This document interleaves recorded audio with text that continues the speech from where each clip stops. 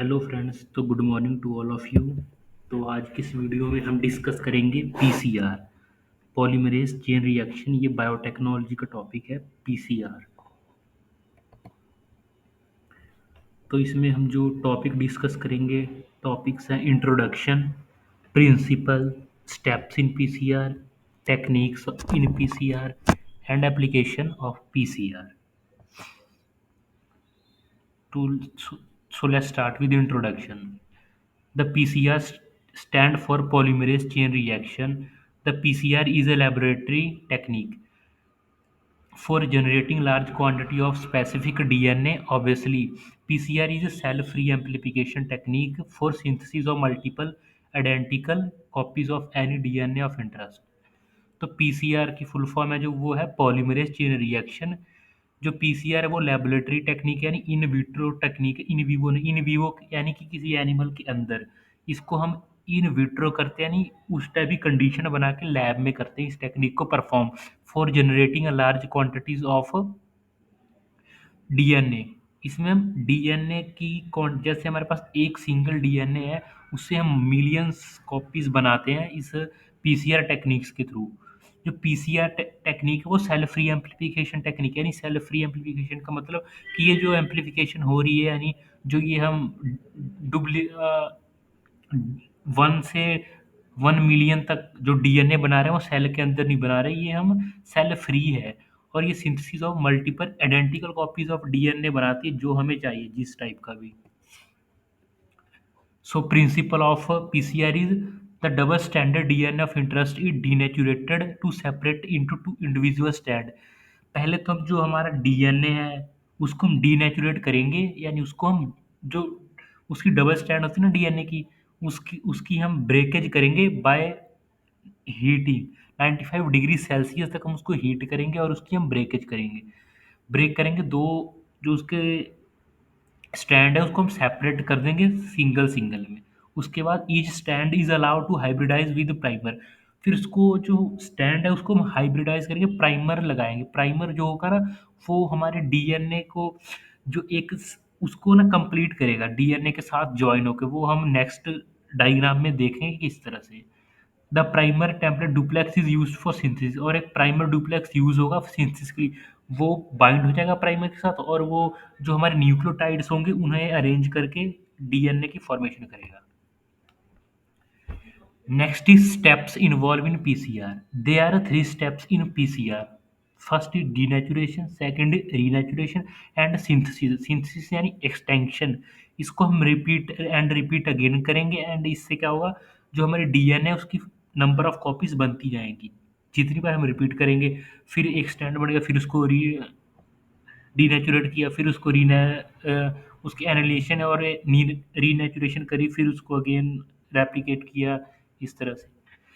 Technique of PCR, इसका technique क्या है, पहले तो हमारे पास टारगेट डीएनए होना चाहिए जो कि 100 टू 35,000 तक बीपी इन लेंथ होना चाहिए, बेस पेयर इन लेंथ। उसकी लेंथ इतनी होनी चाहिए मिनिमम, और जो मिनिमम 100 होनी चाहिए।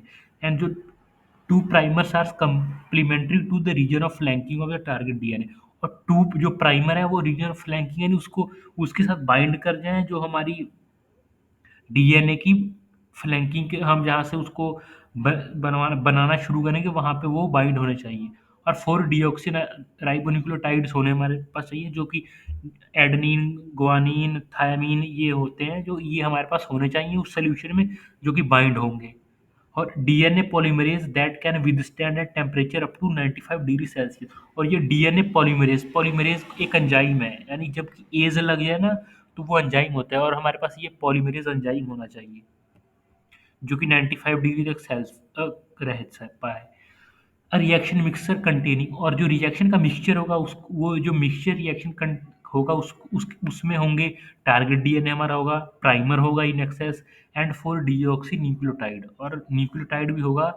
The actual technique of PCR repeat again and amplifies target DNA.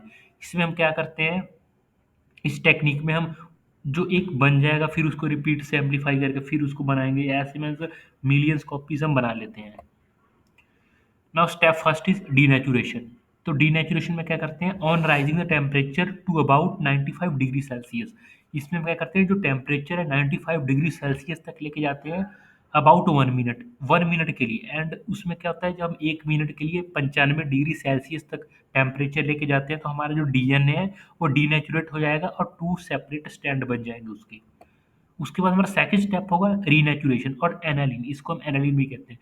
Renaturation का मतलब as a temperature of a mixture is slowly cool, और फिर उसके बाद हम टेम्परेचर मिक्सचर का कूल करेंगे स्लोली अबाउ अब उसको 55 या 50 डिग्री सेल्सियस तक हम उसको लेके जाएंगे। इसमें क्या होगा, the primer base pair with complementary region of flanking, इसमें जो हमारा इसके बाद जो हमारा ये प्राइमर डाला था वो उस रीजन के साथ फ्लैंकिंग यानी बाइंडिंग कर देगा डीएनए के, और फिर उस पॉलीमरेज एंजाइम उस चेन रिएक्शन को बढ़ाएगा। उसके साथ जो हमने न्यूक्लियोटाइड डाले थे हमने, फोरेडरीन, ग्वानिन, थायामीन, साइटोसिन, वो फिर बाइंड होके यानी वो उसके अकॉर्डिंग वो उनको लगाते रहेगा और वो चेन बनती जाएगी डीएनए की पूरी।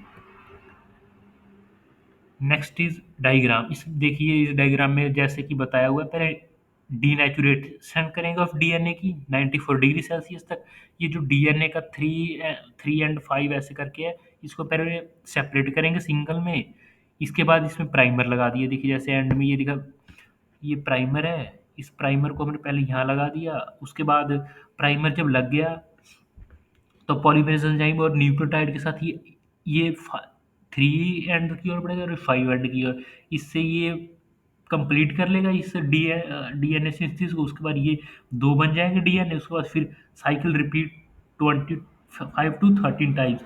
उसके बाद number of copies of DNA के बन जाएंगे। फिर इसको इसमें होगा री डीनेचुरेशन 94 डिग्री, उसके बाद फिर रीनेचुरेशन, फिर रिपीट साइकिल, ऐसे होता है। उसके बाद वो जो रीनेचुरेशन के बाद होगा सिंथेसिस।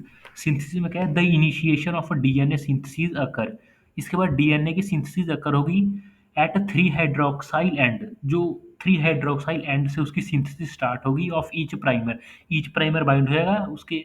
एक एक साइड 3 एंड होता है, एक साइड 5, फिर 5, फिर 3, वो ऑपोजिट साइड में 3 एंड पे अटैच होंगे प्राइमर, और फिर वो आगे की ओर बढ़ेंगे। इससे क्या होगा, joining of base pairs of DNA stand complete.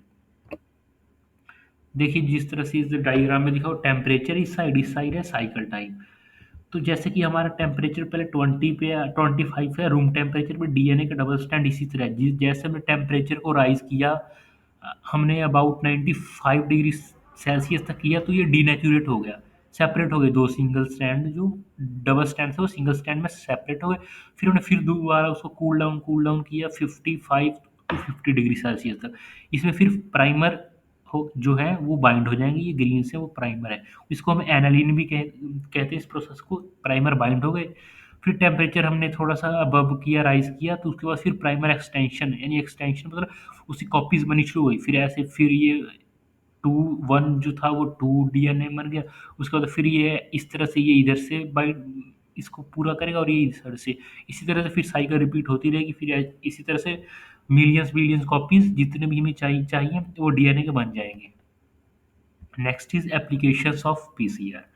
Applications of PCR क्या है, डिटेक्शन ऑफ म्यूटेशन।